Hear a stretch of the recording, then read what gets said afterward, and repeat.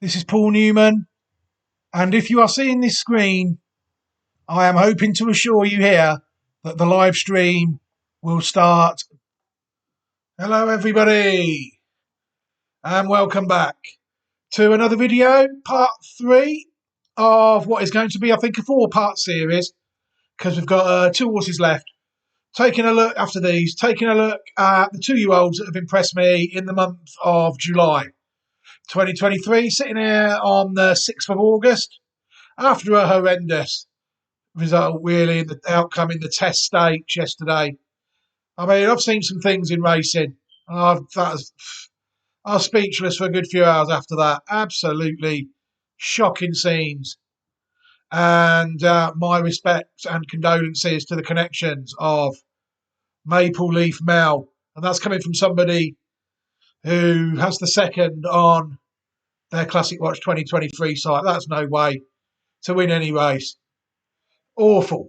So, thank you very much, anybody, for supporting the videos. Thank you very much for supporting the channel as you are doing. Right, without further ado, these 2-year-olds are hopefully going to be on classicwatch24.great/site.net at some point this season.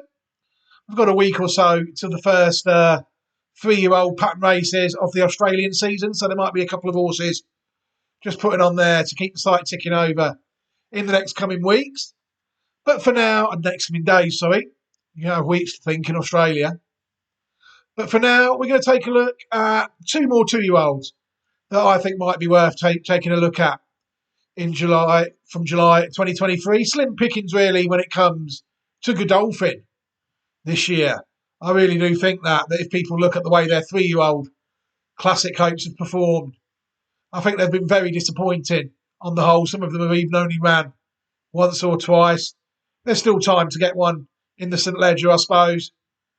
They've got the half brother to Palace Pier that seems to be doing quite well. Winner of 2 races in succession. I can't remember the name of it now. I follow so many horses. You see, I'll look at the name of it. Just Castle Way. That's the one. Castle Way. But we're going to take a look at 2 2-year-olds that won for them in July. The first one is from a line I know quite well because I've followed a few of these. That's why I'm going to chance this one. Race the Wind is the name of the horse by first year Darley Stallion, Too Darn Hot, out of a dam called Falls of Laura. You'll see there that this one managed to win on her second start, which isn't ideal, but it is what it is. She managed to run to a mark of 83 on her second start when winning at Newmarket after finishing 4th on the first day of July behind a horse called Dance Sequence, where she actually ran to a mark under 70, which is very disappointing indeed. So she managed to improve 14 for her second start and a much higher time speed figure as well, if people look. So the race was obviously ran a bit quicker, and that seemed to play to her strengths. So hopefully she'll kick on a bit and become pattern race horse. We'll have a look where she's entered next. She's entered in the Moy-Glare Stud Stakes. We seem to have so many entered in that. Excuse me. On the 10th of September, this is another one to add to the list.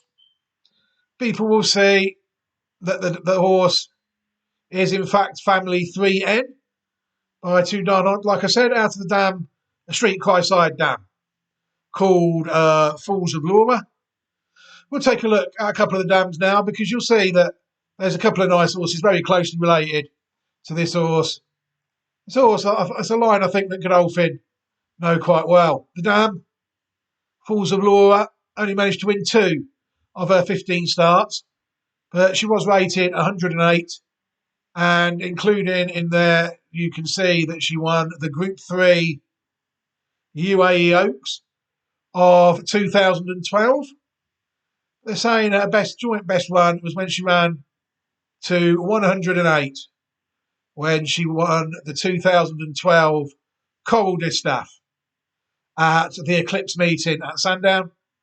She also ran to 108 when only 8th behind Dank, beaten 4 lengths. Also back at Sandown in the Atalanta Stakes. you'll see that the form of it is what it is, really. It's managed to pinch a Group 3 win in the UAE and won a pattern race in the UK. But she has done quite well at the paddock. She's bred a couple of Group 1 winners. The first one is Al Bar, who managed to win the Group 1 Summer Stakes of 2021, where he ran to his best performance again, around a mark of 108. And it also won a listed race at Salisbury, the Stonehenge Stakes, before tailing off a bit at 3. Only 2 runs, where only beat 2 horses home. And after being gelded after 2 runs. But it's a Group 1 winner. You can't really knock the form of it. And this one, the next one, obviously, has been a stalwart of mine out in Australia, who is now 8 years old, Cascadian, according to this, winner of 11 of his 48 races and nearly £4 million in the bank. And I started following the horse when it went to Australia. You'll see that it was actually second in the Group 1 Prix Jean Prat of 2018, behind Intelligent. And it was also listed placed in France as well. But I started following Australian racing about the time it went out there. I didn't follow it in the first year because it was mainly running in handicaps. And although there is plenty of graded handicaps in Australia, you'll see that they run so often that people really do have to pick and choose. It was when he came back in August 2021, really, because don't forget their season ends in July. It was okay, the 19-20 and the 2021 season, he was all right. But it was really took his form to a new level in the last 2 years, really. You'll see then there's plenty of solid efforts. People who followed the horse had to really endure a few defeats, as they do in Australian racing. But then he started to get his head in front with some regularity. He won the Group 2 Peter Young Stakes in 2022. He then won a Group 1. He won the All-Age Stakes. What a night that was, I remember it well, at Randwick. And then even better, the horse continued to improve last year as well. Just loves Randwick. Developed a liking for the place. Into 2022, he won the Fujitsu General Hill Stakes, a Group 2. That was a stroll round for him, I remember that day. And then he won the Group 3 Craven Plate as well. Before the second last run last year, wore Group 1 glory over 10 furlongs when he won the Australian Cup. He was actually third behind Giga Kick over 7 furlongs on his last run, beaten a length and a half in all-age stakes. And that, to me, just goes to show how good this horse is. He's been behind all my favourites as well. Alligator Blood, Tafani he's got form with. You know, he really has been a superb horse over Australia in Australia for me. I've really enjoyed watching him go round. And I encourage everybody to check his wins out, because some of them are incredible. You know, some of them where he flies home, they really are great. That one there where he beats Tafani, that is a race to watch, if ever there was one. You know, absolutely superb performance, as was this one in 2021 April. There again, won the Doncaster Mile, a handicap, beating Ice Bath by a head. Ice Bath, a mare that's been denied by 2 of my horses in that sort of fashion, because I think Ice Bath was also a head behind Colette out in Australia as well. Magnificent horse, Cascadian. I won't hear a bad word said about him. The second dam, Firth of Lawn, sired by Dane Hill. You know, again, you'll see that she's bred some nice horses that we're going to take a look at in a minute. I think she actually did race a few more times than that. But I can tell you that she's got some good form. She was actually only a length behind Zenda in the 2002 French Guineas. Zenda is the dam of Kingman. So you've got the dam of Kingman against the dam of Cascadian racing in 2002. That's why people need to pay very close attention to these races now. And even that run there behind Sophisticat, who again is a superb brood mare. One of hers at the time, I think, broke the world record for a horse. So it might have even been that one that went for the record. In the 2002 Prix de la Grotte, she was third. I think if people look on here, they'll see that she actually raced a few more times than I think what they're telling us at the Racing Post. Yeah, 9 starts and 3 wins, including a win at 2 in the listed Prix de Sablonnais that the Racing Post, I don't think, is aware of. No, it isn't. That's it there. No, it's a listed race there, and it's saying it's a handicap. Okay, so we close that cab down. She's the dam of some nice horses. Also went very close in the classic, didn't it? Master of the Seas. Beaten, touched off by a Poetic Flare by a short head in the 2021 UK 2,000 guineas, winner of the Craven, 2021 Group 2 winner as a juvenile in the Superlative Stakes at Newmarket. Also a Group 3 winner after being gelded in the Sefton Stakes at Newmarket, and the Group 2 winner in the Zabeel Mile in Dubai. And he actually won last time out, beating a horse that ran quite well the other day, Aldari, in the Group 2 Summer Mile of 2023. So this horse is solid. Guineas runner-up. Again, gelded now, I think it is, yes. But again, very solid horse. If we can get a horse, if this filly can be as good as a Master of the Seas, we'll be all right. Another one, Letharnic, who suddenly died aged 8. I didn't know that, but he was gelded in 2016 before suddenly passing away. Another one with some decent form, if people look. Second in the 2015 St James's Palace Stakes, behind Glen Eagles. And he is also a listed winner. In 2016, he won the Gisborough Stakes at Redcar. Rated 116 as well. The third dam, Carrera. She actually won 3 out of 10 starts and managed to win a pattern race. The highest rated of the first 3 dams. That was this one, rated 113. It's only 4 lengths behind Cadeau Genereux in the 1989 July Cup. It also won the Group 3 Cherry Hinton at 2 in 1988 by 6 lengths. And it also was placed in other group races as well. At Doncaster in the Flying Childers of 1988, she was second. And she was also second in the 1989 1,000 Guineas behind Musical Bliss. So another classic placed horse. Yeah, in the pedigree. So we've got some ones that have gone quite close. The dam. I mean, what did she? I don't think she really bred anything of any note apart from the ones we've looked at. Firth of Lawn and Shamoos was also rated 106. The third dam, there we're at. The fourth dam, Mimosa's Pet, was actually unraced. But people will see there that the dam Carrera by Dices is a sister to a 120 rated former stallion,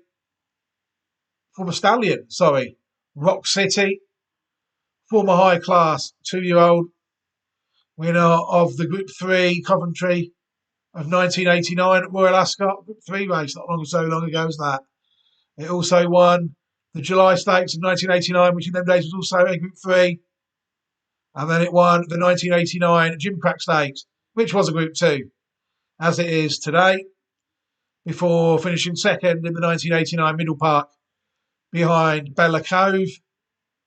Winner of the 1990 Greenham at Newbury before being placed fourth, in the 2,000 Guineas behind Tyrrell.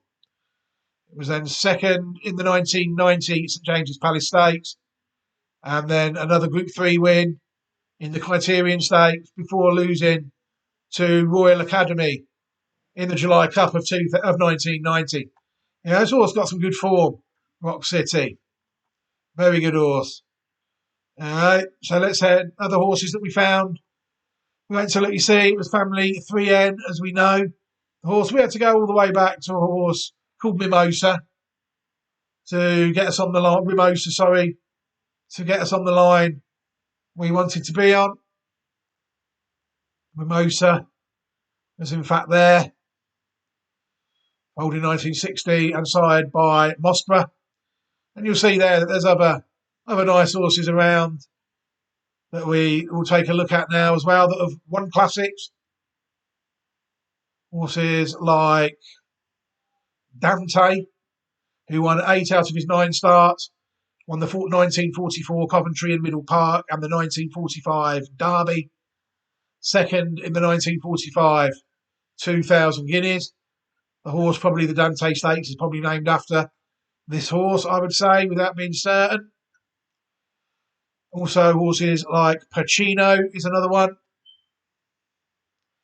Pacino won the German 2,000 guineas of 1990, and it was third in a French race, the Prix Jean Prat.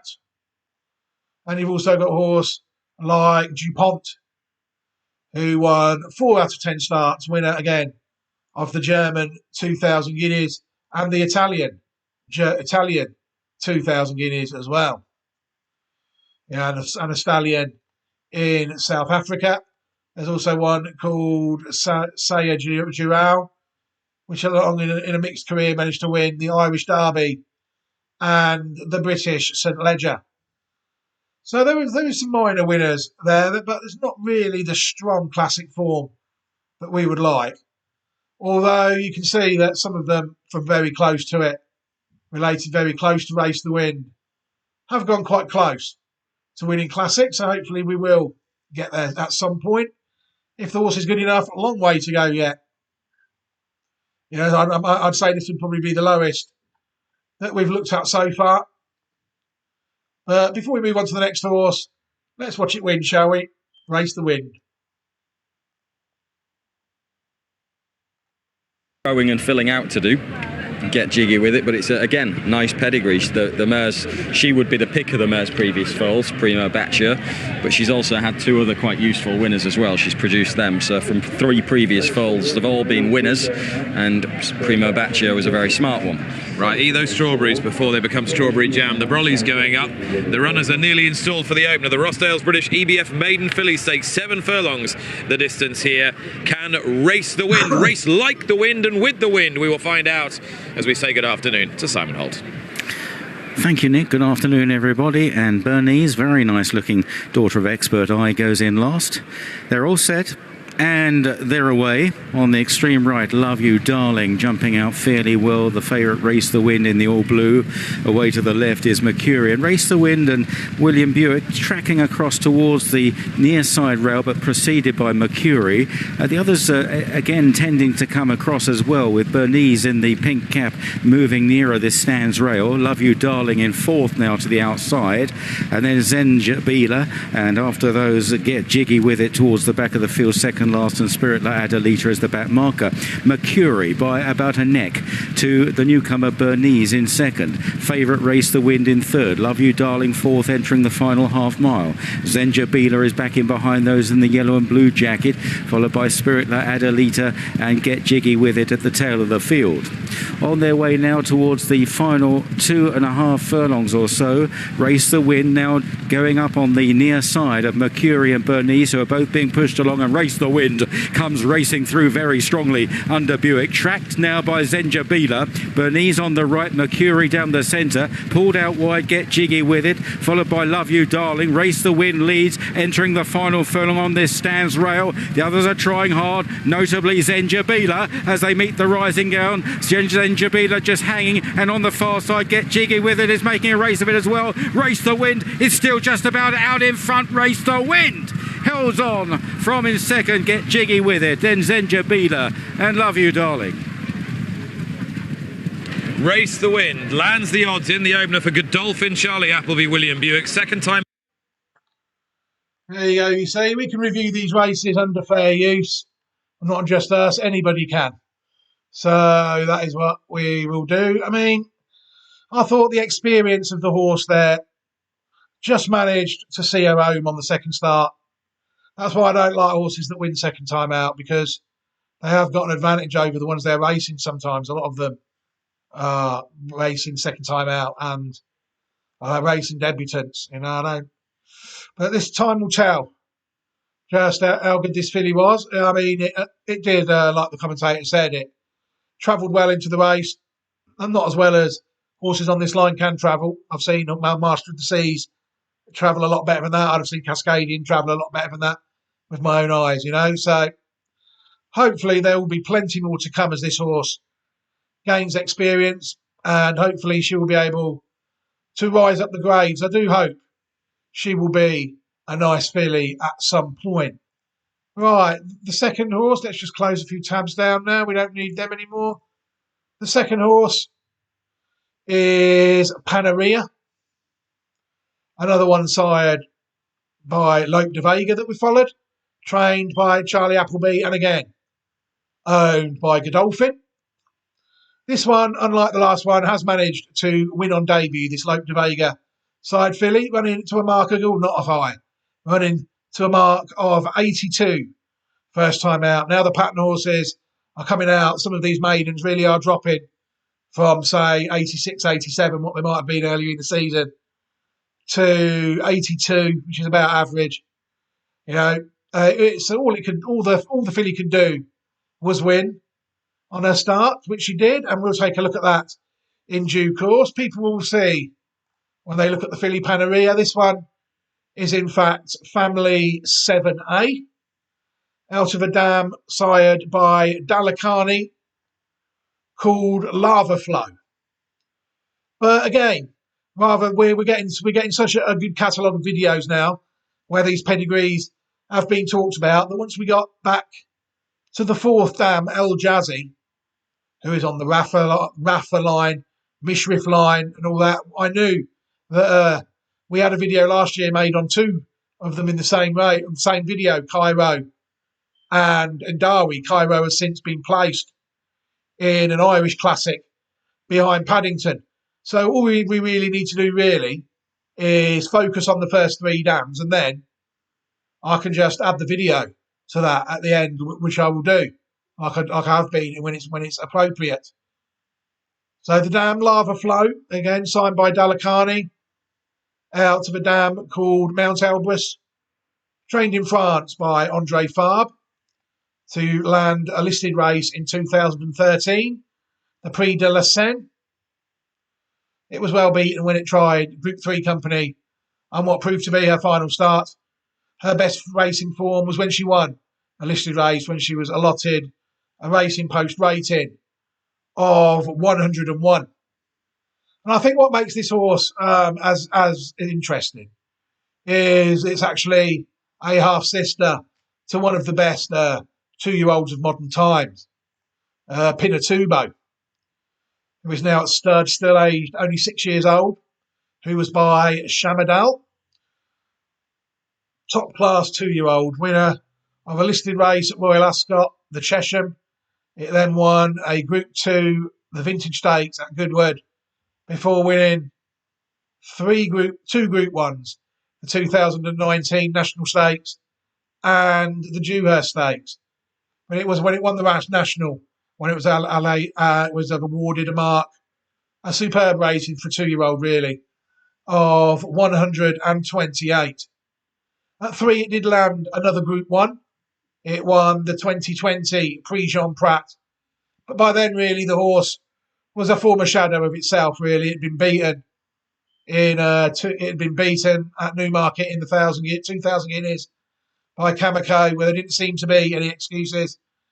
And then it was also beaten in the St James Palace Stakes by Palace Pier, when again, there didn't really look to be many excuses. He then scraped home against Lope Y Fernandez to get his Group 1 win at 3 before losing to Persian King in the 2020 Prix Moulin. Again, where there didn't seem to be any excuses in a run the Racing Post thought was his best run of his 3-year-old campaign at 124. So this horse really has to go down as a top-class 2-year-old that proved ultimately disappointed at 3. But we'll settle for that by Panaria without any shadow of a doubt. We'll look at the second dam quickly. Mount Elbrus is that second dam. She won 3 out of 9 starts. sired by Barathea, another one that managed to win a listed race in France, adding a bit of stamina, winning over 2,100 metres, which is about 1 mile, 2.5 furlongs, in the listed Prix Petit Etoile. And the third dam of the horse was called Al Jazeera, or is called Al Jazeera, sorry. Foaled in 1992, and she was unraced. And then we're back to Al Jazzy. So at this point, I'm afraid it's more homework again for you tonight. And I'll make good students out of you all if it kills me. And your homework tonight will be to watch the video that will appear in a second. If you're that interested in the back pedigree of El Jazzy and the part of the line we found on the legacy site, which is family 7A. You'll also get to learn about Cairo and Ndawi. A couple of those they are also, Al Jazzy is in their pedigree as well. So they are closely related to this horse, Panaria. But for now, all we need to do is review the race under the fair use policies. But before we do that, we need to watch it ourselves. So let's do that now. They're set. Set and away they go. Panaria in the centre in the all-blue jacket, just going to be dropped in these very early stages behind Rawasi, who was well away. On the right in the noseband is Appealing, tracked by Gutsy Girl in a red cap, and the light blue jacketed Lucana is towards the back of the field in the early stages of this John Guest Racing British EBF Fillies Novice Stakes. And it's Rawasi, the daughter of Blue Point, one of two daughters of Blue Point in this race, that leads the way, tracked through by the odds-on favourite Panaria with the white blaze. William Buick in the all-blue jacket. On the right is Appealing, then Gutsy Girl and Locana. Down the centre of the racecourse, more or less here, as they race now inside the final 3 furlongs, about 2.5 from the finish. And it's Rawasi that leads. Panaria just nudged along in the slipstream of this leader. On the near side is Appealing. Gutsy Girl on the right in that red cap, and Locana. But it's still Rawasi that leads the way as they run up the hill towards the final furlong. Chased now by Panaria. And Panaria begins to pick up and joining the leader. Not quite past her yet, though. Rawasi and Panaria. And Panaria now gets her nose in front. Rawasi rallying though, far side. They go head and head up to the line, and Panaria will do just enough on debut. From in second, Rawasi. Locana running on in third from Gutsy Girl and Appealing. Again, rather like the last race. Impossible really to know how good this filly is, Panaria, on that. I mean, like again, the commentator said, just doing enough to see off a willing combatant there. And there has to be more to come than 82, you would think, with this pedigree, another 46, if Panatumo, excuse me, is anything to go by. But an interesting performance by Panaria. I think we've got 2 good old fillies here that have proved to be solid, rather than spectacular, that have let people down in classics immediately. You've got, so it's going to be interesting to see whether either Race the Wind or Panaria can do anything in the classics next year, or even in the 2-year-old pattern this year. But for now, I'm going to leave this video here. Thank you very much, everybody, for supporting the channel. As you always do, it's very much appreciated, as always. But for now, thank you very much, everybody. Enjoy the rest of your day and take care.